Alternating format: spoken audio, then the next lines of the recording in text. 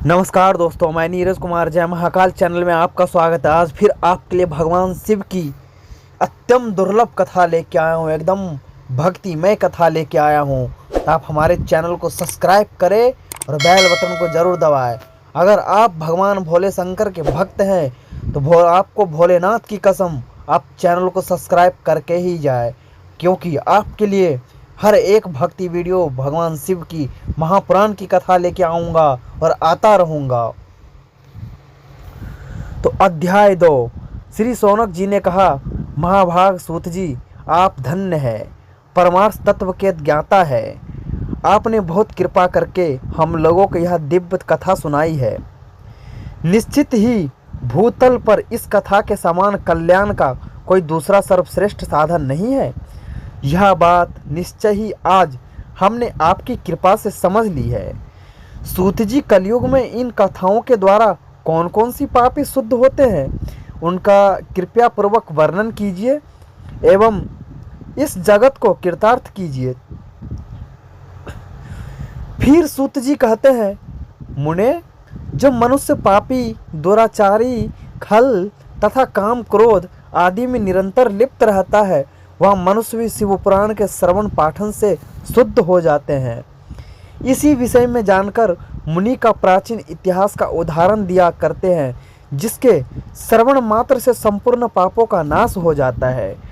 प्राचीन काल की बात है, कहीं किरातों के नगर में एक देवराज नामक ब्राह्मण रहता था। देवराज ज्ञान में अत्यंत दुर्लभ, दरिद्र, रस बेचने वाला था। वैदिक धर्म से विमुख था। वह स्नान, संध्या आदि कर्मों से भ्रष्ट हो गया था एवं वैश्यावृत्ति में तत्पर रहता था। उसका नाम था देवराज। वह अपने ऊपर विश्वास करने वाले लोगों को ठगा करता था। उसने ब्राह्मणों, क्षत्रियों, वैश्यों, क्षुद्र तथा दूसरों को भी अपने वाहनों से मारकर उन सब का धन हड़प लिया था। परंतु उस पापी का थोड़ा सा भी धन धर्म के काम में नहीं लगा। वह वैश्यागामी तथा सब प्रकार के आचरण से आचार भ्रष्ट था। एक दिन देवराज घूमता हुआ प्रतिष्ठानपुर झूसी प्रयाग में जा पहुंचा। वहां पर उसने एक शिवालय देखा, जहां बहुत से साधु महात्मा एकत्र हुए थे। देवराज उस शिवालय में ठहरकर गाया, परंतु वहां उसे ज्वर आ गया। उस ज्वर से उसे बहुत अधिक पीड़ा होने लगी। ज्वर में पड़ा हुआ वह ब्राह्मण के मुखार बिंदु से निकली हुई उस शिव कथा को निरंतर सुनता रहा। एक मास के बाद वह ज्वर से अत्यंत पीड़ित होकर चल बसा। उसकी मृत्यु के पश्चात यमराज के दूत आए और उसे पासों में बांधकर बलपूर्वक यमपुरी ले गए। इतने ही देर में शिवलोक से भगवान शिव के पार्षदगण आ गए। उनके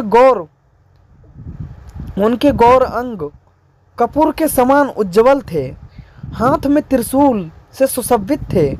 उनके संपूर्ण अंग भस्म से चमक रहे थे तथा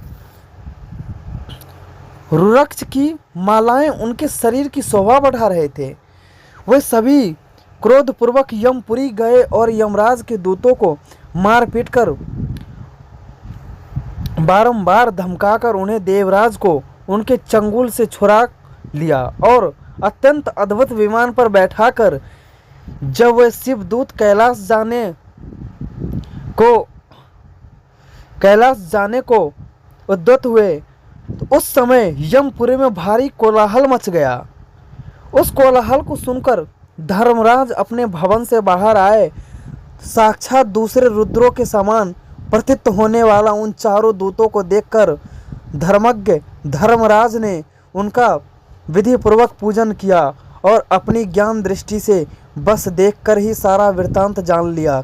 उन्होंने भय के कारण भगवान शिव के उन महात्मा दूतों से कोई बात नहीं पूछी, अपितु उन सब की पूजा एवं प्रार्थना की। तत्पश्चात वे शिवदूत कैलाश को चले गए और वहां पहुंचकर उन्होंने उस ब्राह्मण को दयासागर शंभ शिव के हाथ में दे दिया। जय भोले शंकर।